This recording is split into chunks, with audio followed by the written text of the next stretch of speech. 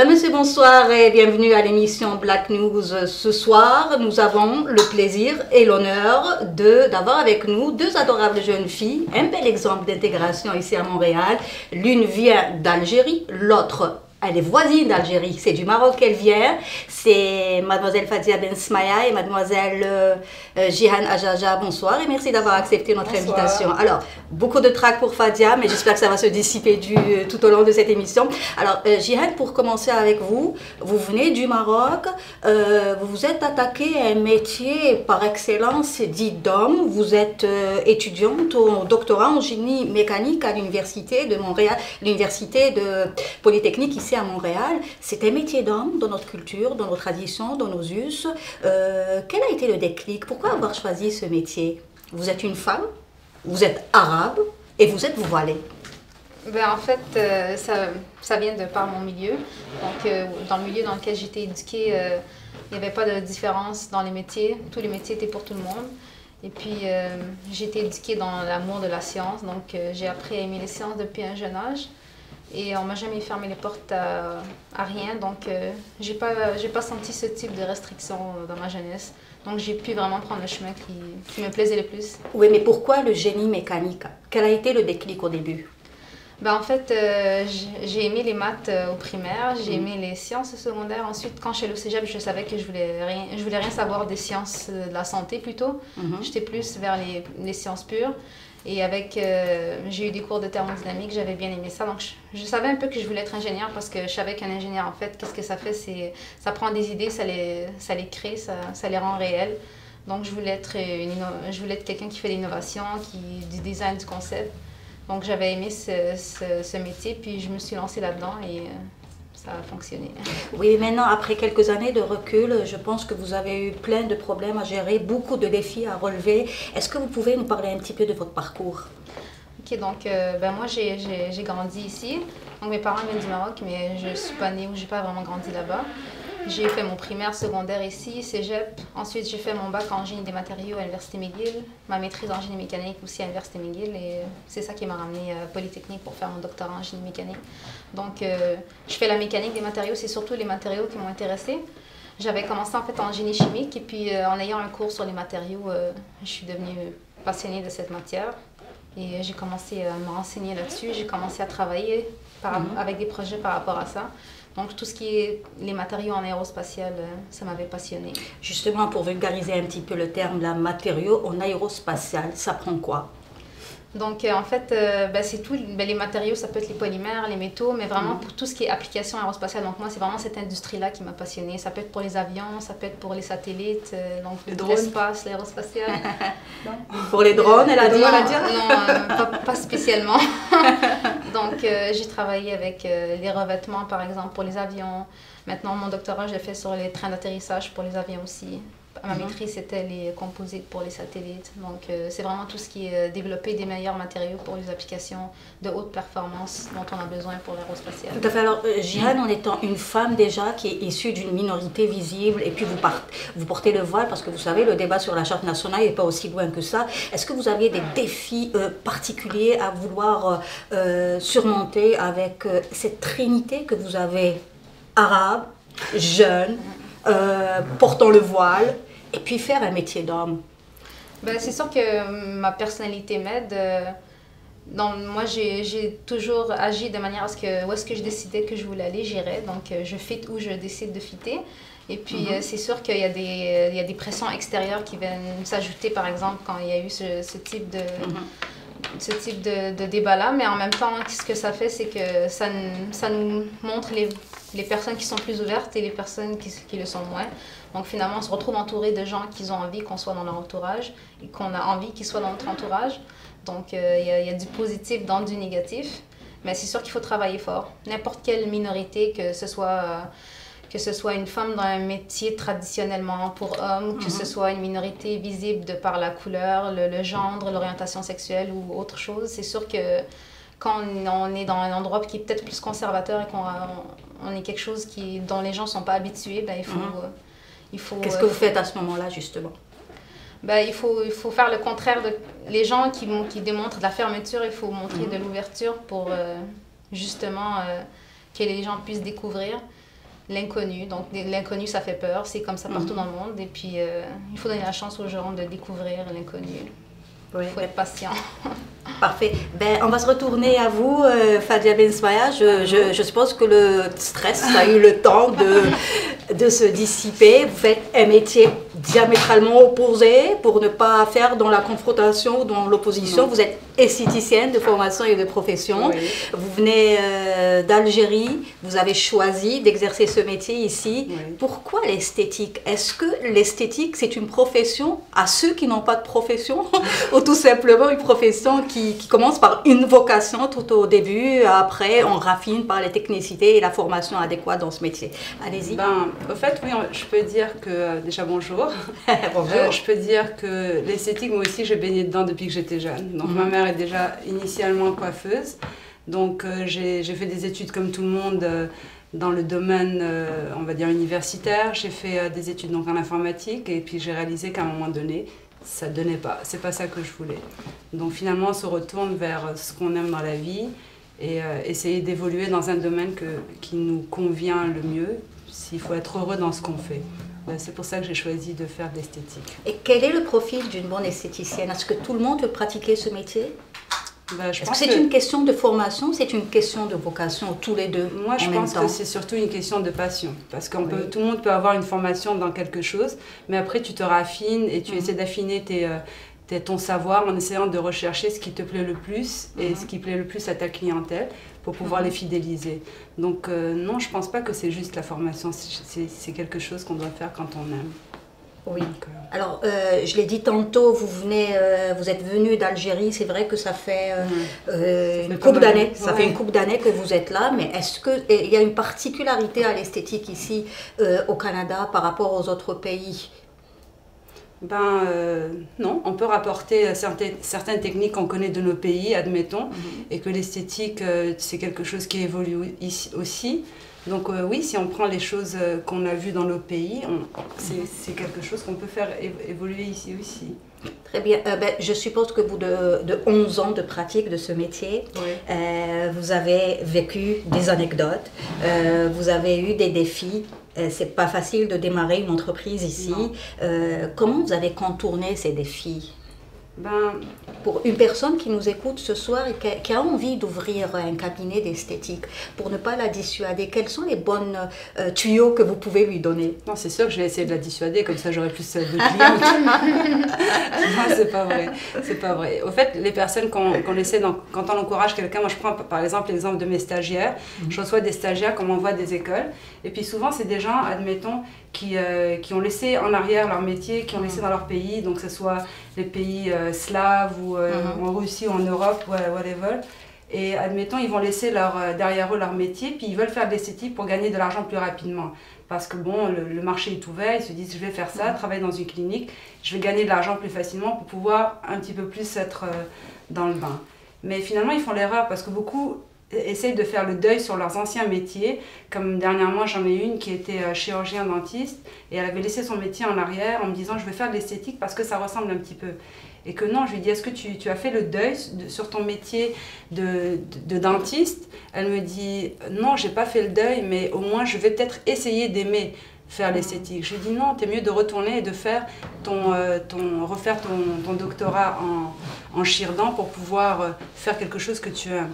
Donc moi, il me semble que oui, c'est une question de passion. Donc comment je peux encourager les gens qui le font? C'est la première question et chose que je demande, c'est est-ce que tu aimes ce que tu fais? Si la personne te dit, je vais voir si je vais aimer ça en l'exerçant, non, ça ne vient pas comme ça. C'est où on aime, on n'aime pas. Je pense que c'est comme ça dans tous les métiers. Oui, oui, certainement.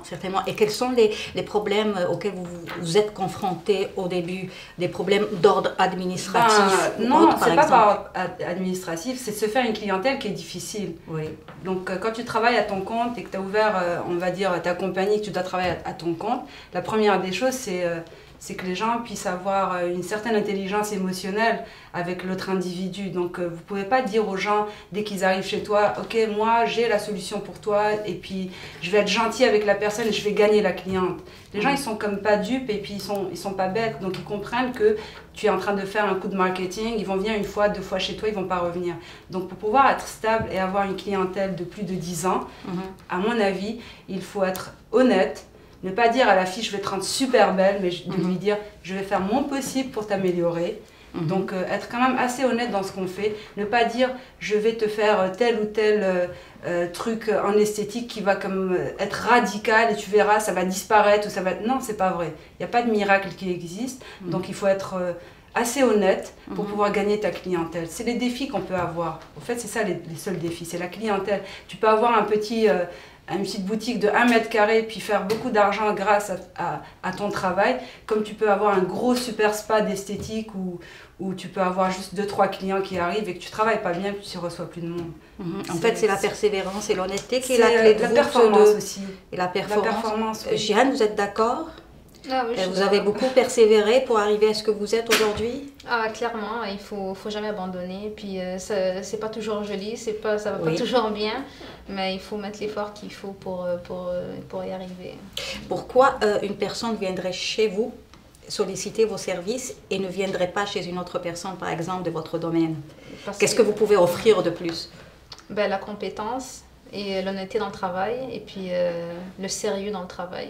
Donc, je pense que c'est vraiment par rapport à la compétence de la personne. Ah oui, je pense que le sérieux paye, puisque Fadia, tout à l'heure, vous m'avez dit que vous avez des clients depuis une dizaine d'années déjà, voilà, qui reviennent tout le temps chez vous. Je vieillis avec eux. Oui, et vous connaissez parfaitement leur peau. Leur peau, oui, leur type de peau. Et puis on vieillit ensemble dans le sens où elles ont commencé par des crises d'acné et puis des petits problèmes de rien du tout. Puis après, on arrive à 30 ans, 35 ans et puis d'autres problèmes arrivent.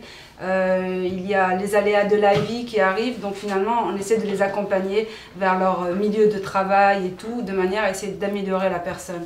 Donc oui, on vieillit ensemble. Donc, je ne sais pas si je vais aller jusqu'à la retraite. Donc... Oui, mais l'embellissement et le rajeunissement de la peau, c'est un défi très lourd à porter. Oui. Oui, et c'est le souci de chaque femme, hein, l'éternelle jeunesse, l'éternel embellissement. Et qu'est-ce que vous leur proposez? Ben, moi, je pense que... Vous ne pouvez pas les transformer, c'est pas vrai. Pas, parce que le secret de la momification a été gardé dans les tombeaux. Donc, à mon avis, à l'époque, ils enterraient leur esthéticienne avec eux. Donc, on n'a pas eu le secret. Mais c'est sûr qu'il y a des techniques qui fonctionnent de nos jours, et puis surtout les techniques que nos ingénieurs fabriquent pour nous, des lasers, des nouvelles technologies qui fonctionnent vraiment. Et encore là, on peut y aller sur des techniques de rajeunissement, de photorajeunissement, de microdermabrasion, mais il faut regarder aussi par rapport à la performance de la machine. Donc il y a des super ingénieurs qui vont vous faire des super machines et il y a des ingénieurs qui sont plus pour le marketing des choses et faire des machines avec un coût qui n'est pas très très élevé et puis les gens achètent ça et puis ça ne fonctionne pas à long terme. Donc c'est sûr qu'il ne faut pas se lancer dans le commerce de l'abattage où vous allez prendre une centaine de clientes par jour pour faire de l'argent et que vous allez les perdre après 6 mois. Ça, c'est au contraire, moi je suis plutôt le genre de personne à récupérer ce genre de clientèle qui ont été vers ce genre de commerce et qu'on essaie nous de rectifier les coûts. Donc oui, c'est ça, j'ai oublié la question. Justement, comment choisir les soins originaux? Les soins originaux, ben, c'est par chaque type de peau. Donc les soins que je vais faire sur une personne de 45 ans ne vont pas être les mêmes soins que je vais faire sur une personne de 20 ans. Donc c'est sûr que je pourrais aller vendre le même soin que je fais à la personne de 40 ans, 45 ans en lui disant oui, ça va être bon pour toi et tout, mais c'est juste faire consommer le client sur quelque chose dont il n'a pas besoin. Donc, ouais, les soins sont faits client par client. Client par client, oui. Non, on est en hiver, là je vous apprends rien, il fait froid, il neige, la peau prend des coups. Quel conseil pouvez-vous donner pour protéger nos peaux? A fortiori, la peau noire, hein, qui contrairement au culte, contrairement à ce que nous pensons, elle est la plus fragile. Hein. C'est vrai, c'est vrai. Ben, moi, les conseils que je peux donner en tant qu'esthéticienne, hiver, été, c'est l'écran total. On met l'écran total, c'est pour prévenir le vieillissement, les taches brunes et tout ce qui est comme déshydratation au niveau de la peau. Ça y est, déjà, je me touche là. Mais pour les peaux noires, ouais, comme c'est une peau que tout le monde sait qu'il y a de la mélanine qui est enrichie au niveau de la peau noire, oui, c'est vrai que c'est une peau qui est très difficile à traiter, dans le sens où les gens pensent que ah, maintenant tu as la peau noire, c'est facile pour toi de faire ceci ou cela. Non, au contraire, il faut mettre plus de crèmes qui sont inhibitrices de production de mélanine pour ne pas avoir des taches brunes ou essayer de resserrer les pores. Et j'ai une grosse clientèle de peau foncée, je pense qu'on ne dit pas. Une grosse clientèle de peau foncée puisque je suis sur Côte des Neiges. Et donc finalement, oui, c'est une peau comme une autre qu'on peut soigner de la même manière, mais un petit peu plus au niveau de l'écran total. C'est-à-dire que pour les peaux foncées, il faut faire plus dans la prévention que dans la thérapie, que dans les soins. Oui, oui et non, parce que prévention, j'ai déjà reçu des peaux foncées où elles ont été faire des expériences de laser pour des épilations définitives, et puis la catastrophe, elle est là. Beaucoup de personnes vont penser que, ah non, mais ma machine, elle fait... Moi personnellement, j'utilise un laser de diode, qui est un laser qui est assez performant. Et quand j'ai reçu ma formation il y a 10 ans sur ce laser-là, bah, la première des choses que le fournisseur vous dit, c'est comme, ah oui, elle va vous faire les 3 types de peau. Il te dit ça. Mais il le dit, mais tes assurances ne sont pas d'accord, parce que les assurances vont te dire, non, non, moi tu me brûles une peau, là, moi je rembourse pas, je suis pas sûre que le laser le fait. Et effectivement, le laser ne fait pas tous les types de peau. Donc oui, je pourrais faire une peau noire au laser, mais tu dois diminuer tes paramètres à peu près 15 joules. Et la personne, il faut être honnête avec elle et lui dire, je vais pouvoir t'enlever ton poil au niveau du visage ou whatever, mais il va falloir que tu patientes après 30 ou 40 séances pour pouvoir l'enlever. Oui. Ce qui est un coût très élevé et que c'est pas honnête de dire ça. Oui. Et est-ce que vous avez eu des anecdotes, des expériences, bonnes ou mauvaises, que vous avez vécues dans votre salon? Bah, bonne ou mauvaise, la plupart des expériences mauvaises, je les fais sur moi, sur ma famille, sur mes amis. Souvent, oui, je prends des cobayes comme ça. Vous voulez venir, il n'y a pas de problème. Non, merci. Oh, je vais la voir un jour, je vais la voir. Mais oui, donc des expériences, on en a eu. J'ai déjà eu des enflures de collagène que j'ai mal appliquées au niveau de ma peau et que j'ai raconté ça la dernière fois et que ma lèvre a complètement gonflé et puis ça faisait comme dans la planète des singes. Là. Oui, la métaphore, elle est assez forte là. Oui, alors, Jihan, à être étudiante en génie mécanique, n'enlève pas votre côté féminin, votre côté esthétique. Quels sont les soins que vous appliquez, vous, pour avoir une aussi belle peau? Ah, voilà. Il se trouve que c'est la meilleure esthéticienne du coin, Côte-des-Neiges, les étudiants. On fait de la pub. On bâche tous chez Fadia, ce qui est vrai. Donc le laser, parce que c'est vrai que le laser, il y a beaucoup de triches par rapport à ça dans pas mal de salons. Oui. Et que c'est un vrai laser, c'est efficace. Et comment vous protégez votre peau là en hiver? Ben là, il y a un peu de la crème, franchement, oui. Il y a un peu de génétique là-dedans. Je remercie ma mère. Merci pour moi. Comme ça peau, mais moi, franchement, une crème pour la peau sèche, mais sans plus. Parfait. Ben alors, vous êtes de belles expériences d'intégration positive ici à Montréal. C'est vrai, l'une est esthéticienne, l'autre, elle est plus académicienne. Si vous avez quelque chose à dire, par exemple, là, aux personnes qui voudraient venir ou qui sont déjà là et qui voudraient tenter votre expérience, qu'est-ce qu'on peut leur dire? Ben, leur dire que quand on choisit... s'ils viennent par ici, c'est qu'ils ont choisi cet endroit pour des raisons particulières. C'est vrai que c'est une belle place où vivre et puis qu'ils vont devoir être persévérants parce que c'est sûr que c'est pas facile de changer de milieu et puis qu'il faut bien se renseigner aussi parce qu'il y en a qui vont devoir reprendre des études. Donc c'est un choix qui est lourd de conséquences aussi, autant qu'il y a des bénéfices. Parfait. Fadia, s'il y avait quelque chose à refaire durant votre parcours, c'est laquelle? Je pense que personnellement, j'aurais rien à refaire. J'aurais fait la même chose exactement comme je l'ai fait aujourd'hui. Donc je demande aux gens, je conseille aux gens qui viennent s'installer à Montréal, donc au Québec. Vous pouvez les regarder. Donc je leur dirais, voilà, que si vous voulez venir vous installer à Montréal, il est important de faire quelque chose qu'on aime faire. Donc même si vous avez un deuil sur quelque chose, vous avez fait quelque chose dans votre passé que vous n'avez pas forcément aimé, c'est qu'ici on nous donne toute la possibilité de refaire les choses qu'on aime. Donc c'est ça. Et puis voilà, donc vous voulez être beau ou bien, venez nous visiter au Salon Vénus, qui est sur Côte-des-Neiges, et puis je m'occuperai de chaque personne et de chaque cas. Tout type de peau et tout type de personne. Et surtout de vos poils.